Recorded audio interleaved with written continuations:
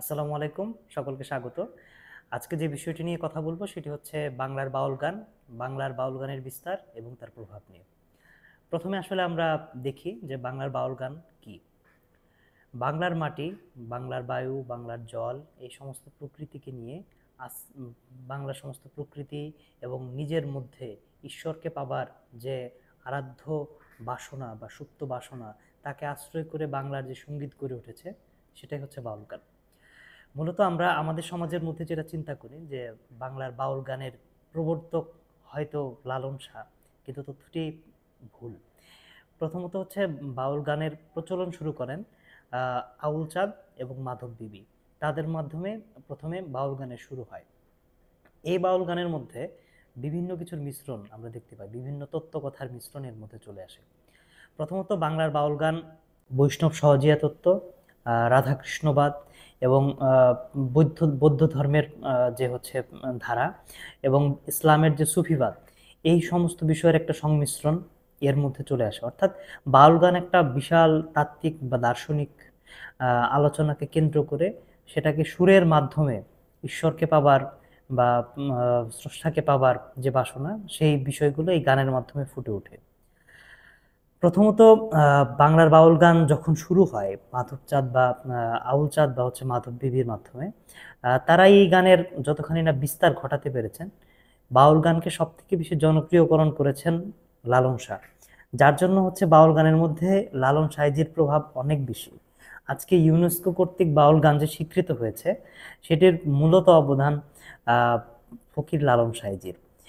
কারণ ফকির লালন সাইজির গানগুলোকে প্রথম রবীন্দ্রনাথ ঠাকুর 30টি গানকে তিনি একটি পত্রিকার মধ্যে প্রকাশ করেন এবং তার মাধ্যমে এই গান পরবর্তীতে বিশ্বব্যাপী সমাদৃত হয়। সমাজের মধ্যে এক ধরনের প্রচলন ছিল, কিন্তু সেটাকে অনেক বেশি মাত্রায় সমাদৃত করেন রবীন্দ্রনাথ ঠাকুর এবং তিনি নিজেকে রবীন্দ্র বাউল হিসেবেও পরিচয় করাতেন। এখন এই যে বাউল গান, সেই বাউল গানের আসলে প্রভাবটা দেখতে কিরকম। আমরা যখন চিন্তা করি যে দেহতত্ত্বের কথা, তখন এই বাউল শিল্পীদের মধ্যে আলাউদ্দিন বয়াতি, তিনি যখন লিখছেন যে মন আমার দেহ ঘড়ির সন্ধান ঘড়ি কোন মিস্ত্রি বানাইছে, অর্থাৎ একটা বিশাল দেহতত্ত্বের গান। তিনি পুরো দেহের মধ্যে ঈশ্বরের যে নিগূঢ় কারুকাজ এবং ঈশ্বর যে কিভাবে মানুষকে সৃষ্টি করেছেন তার সমস্ত কিছু তিনি এই গানের মধ্যে বলছেন। এবং তার এই গানকে পরবর্তী সময়তে বাংলার যে সমস্ত ফকিরি সঙ্গীতগুলো রয়েছে, সেই সঙ্গীতের মধ্যেও সেখানে যুক্ত করা হয়েছে এবং সেখানেও স্রষ্টাকে পাওয়ার যে নিগূঢ় বাসনা, সেখানেও ফকিরি সঙ্গীতের যে ধারা অর্থাৎ সুফিবাদী সঙ্গীতের যে ধারা, সেখানে এসে আবার তারা বলছেন যে দেখলে ছবি পাগল হবি, ঘরে রইতে পারবি না। অর্থাৎ ঈশ্বরকে যে দেখতে পাওয়ার যে বাসনা, তারাও সেখানে ব্যক্ত করছেন। এবং পরবর্তীতে বারী সিদ্দিকীও আবার যখন গান লিখছেন এই অঞ্চলের মধ্যে, বা আমি যদি বলি একদম বাংলাদেশের মধ্যে, তিনি যখন গান লিখছেন তিনি বলছেন যে দেখবে খুদার মহান ছবি, তোমার চর্মচক্ষের পর্দা খুলো, ভাবের দেশে চলো রে মানুষ, ধ্যানের দেশে চলো। অর্থাৎ বাউল গানের মধ্যে একটা বিশাল বৈশিষ্ট্য থাকে, সেটা হচ্ছে রাগ। রাগটা অনেক বেশি মাত্রায় উপস্থিত। রাগটা আসলে কি, যে উপাস্য বা যে আরাধ্য, তাকে পাবার যে সুপ্ত বাসনা, সেই বাসনাকে নিজের ভাবের মাধ্যমে প্রকাশ করা, সেটাই হচ্ছে রাগ।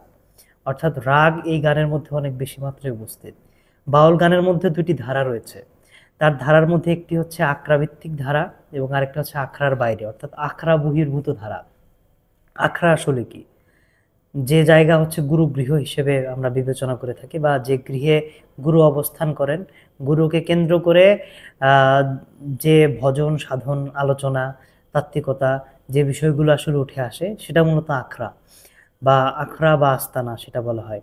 অর্থাৎ আখড়ার মধ্যে যেসব গানগুলো হয়, সে সমস্ত গানের বৈশিষ্ট্য হচ্ছে বেশ মৃদু, শান্ত, এই ধরনের প্রকৃতির এবং সেখানে বেশ মৃদুমন্দ শব্দেই স্রষ্টাকে পাওয়া বা হচ্ছে প্রকৃতির বিভিন্ন বিষয়গুলোকে ফুটিয়ে ফুটিয়ে তোলা আখড়া ভিত্তিক সঙ্গীতের মধ্যে আসে।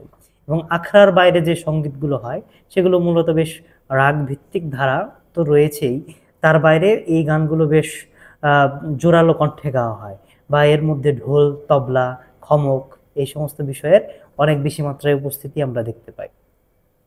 আখড়া ভিত্তিক সঙ্গীত যতবারই গাওয়া হয়েছে, অর্থাৎ আমরা যদি দেখতে পাই এই গানটি যে রাগ তো দি দোস্ত, আখড়াভিত্তিক যে সঙ্গীত, সেই সঙ্গীতের মধ্যে যেমন যখন গাওয়া হচ্ছে ধন্য ধন্য বলি কারে, হ্যাঁ বেঁধেছে এমনও ঘর শূন্যের উপর বস্তাকে, অর্থাৎ এখানেও কিন্তু বারবার সেই স্রষ্টার কথাই তারা বলা হচ্ছে। এবং অনেক গানগুলোকে আমরা যখন প্রেমের কথা বলছি, আমরা ধরে নেই যে বাউল সঙ্গীতের এই বিষয়টি মনে হয় প্রেম বা প্রেমিককে নিয়ে গাওয়া হচ্ছে। মূলত সেটিও কিন্তু মূল কেন্দ্র সেই স্রষ্টা, অর্থাৎ স্রষ্টাকে তারা আরাধ্য ভাবছেন, স্রষ্টাকে তারা পাওয়ার বস্তু ভাবছেন এবং স্রষ্টার সাথেই তারা প্রেমের নিবেদন করছেন। যেমনটা হচ্ছে ইসলামের সুফিবাদী সঙ্গীতের মধ্যেও রয়েছে, অর্থাৎ যেটা বাউল গান সমস্ত জিনিসগুলোকে আসলে মিশ্রণ করেছে। কারণ এর মধ্যেই সাধক সিরাজ সাইজি এবং তার শিষ্য পরবর্তীতে লালন সাইজি, তারা একদিকে যখনই ঈশ্বরকে ডাকছেন, আবার একই রকমভাবে তারা আল্লাহকেও ডাকছেন। যার জন্য আমরা লালন সাইজির যে গান, তার মধ্যে আমরা শুনতে পাই যে আল্লাহ বলো মনোরে পাখি একবার, মওলা বলো মনোরে পাখি একবার। অর্থাৎ স্রষ্টাকে নিয়েই মূলত তাদের সমস্ত গান, সমস্ত কিছু। এবং তারা নিজেদেরকে সাধক হিসেবে যতবারই চিন্তা করছেন, অর্থাৎ সংসারের চিন্তা থেকে বিমুখ হয়ে শুধুমাত্র স্রষ্টাকে পাওয়ার নিমিত্তে তারা সমস্ত কিছু করেন বলেই তারা চিন্তা করেন। এবং তারা জীবিকা নির্বাহের জন্য তেমন কোনো ভাবনা করেন না, তারা মূলত ভিক্ষাবৃত্তিকেই বেছে নেন। মূলত সেই ধারাটি প্রচলিত ছিল এখানে, যার জন্য আমরা গ্রাম্য বাউল অনেক ক্ষেত্রে আমরা দেখতে পেয়েছি, যেটা পূর্বের বিভিন্ন কবিতায়, বিভিন্ন সাহিত্যে এই বিষয়গুলো আমরা দেখেছি। এবং বিভিন্ন সিনেমার মধ্যে আমরা দেখেছি যে গ্রামে ঘুরে ঘুরে বাউল গান গাইছে। কেন? সে গ্রামে গ্রামে হাঁটছেন, তিনি মানুষের জীবন বোধ সম্পর্কে জানছেন এবং তিনি সেই প্রকৃতির যে সিদ্ধতা, প্রকৃতির যে শুদ্ধতা, সেটা তার অন্তরের মধ্যে সে ধারণ করার চেষ্টা করছেন। এটাই মূলত হচ্ছে বাউলের বৈশিষ্ট্য, যে বাউল পথে পথে ঘুরবে, মানুষের জীবন বোধকে সে আয়ত্ত করবে এবং এর দ্বারা সে স্রষ্টাকে খুঁজবে, স্রষ্টার মহত্বকে সে অবলোকন করবে। এবং বর্তমান সমাজের মধ্যে যখন পপ সঙ্গীতেরও আবির্ভাব ঘটে, সেই পপের মধ্যেও কিন্তু লালন সঙ্গীত চলে আসে এবং লালন একটা ব্যান্ডই তৈরি হয়। অর্থাৎ এই গানের জনপ্রিয়তা যুগ থেকে যুগান্তরে চলতে থাকবে বা সেটা এখনো চলছে।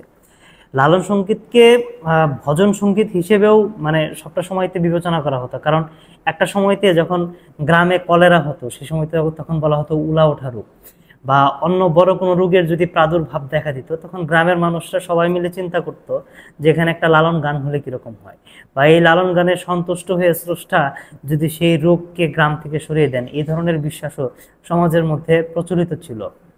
আমরা দেখেছি গাজির গান, অর্থাৎ এই যে ভজন সঙ্গীতের মধ্যে ইসলামী যে ধারাগুলো রয়েছে, সুফিবাদী ধারাগুলোর মধ্যে বিভিন্ন গাজির গান হয়েছে অনেক সময়তে, বা ফকিরি ধারার যে সঙ্গীতগুলো, কবি গান, সেই গানগুলো হয়েছে। মূলত এর প্রত্যেকটা জিনিসকে একসাথে, যেটা আমি পূর্বেই বলেছি, কানেক্ট করেছে হচ্ছে লালন গান। লালন কার কথা বলেননি? প্রত্যেকটা মানে মানবতার ধর্মের কথা বলেছেন তিনি। হিন্দু, বৌদ্ধ, মুসলমান, খ্রিস্টান যারা আছে, যে ধর্মেরই হোক, এই বাউল গানগুলো মানবতার ধর্মকে বিশ্বাস করে এবং মানবতার ধর্মকে প্রমোট করে। তারা বারবার বলেছেন যে মানুষের হৃদয় এক বা মানুষের আত্মা এক। সে হয়তো পৃথিবীতে এসে ভিন্ন ধর্মে ধর্মান্তরিত হয়েছে, কিন্তু মানুষ হিসেবে প্রত্যেকে আমরা একতাবদ্ধ হব। এবং যেই ধারণাটা পরবর্তীতে মানে উপমহাদেশের যে সেকুলারিজমের ধারণাগুলো পরবর্তীতে এসেছে, যেটা হচ্ছে বাংলাদেশ প্রতিষ্ঠার সময়তে আমরা বলেছি যে প্রত্যেকের ধর্ম স্বাধীনভাবে পালন করবে, কিন্তু মানুষ হিসেবে আমরা এক থাকবো। এই ধরনের বিষয়গুলোকে অনেক ক্ষেত্রে মানে কানেক্ট করেছে হচ্ছে লালনের গান। এবং খুবই ইন্টারেস্টিং এর মধ্যে যে আমাদের যে মহান নেতা মৌলানা ভাসানী ছিলেন, এই উপমহাদেশের বিভিন্ন রাজনৈতিক আন্দোলনগুলোতে যিনি নেতৃত্ব দিয়েছেন, মৌলানা ভাসানীও অনেক ক্ষেত্রে লালনের গানের কিন্তু গুণমুগ্ধ ভক্ত ছিলেন। এবং তিনি লালনের গানগুলোকে অনেক ক্ষেত্রেই তিনি ব্যাখ্যা করতেন যখন তিনি তার শিষ্যদের সাথে বসতেন, কারণ তিনিও আধ্যাত্মিক পীর ছিলেন সেই সময়তে। এই বিষয়গুলো নিয়ে আরও অনেক আলোচনা, অনেক বিস্তর বিষয় রয়েছে। অল্প সময়ের মধ্যে সবটা শেষ করা সম্ভব নয়, কিন্তু যতখানি আমার ক্ষুদ্র জ্ঞানের মধ্যে ছিল সবটাই উজাড় করে দিয়েছি। ধন্যবাদ।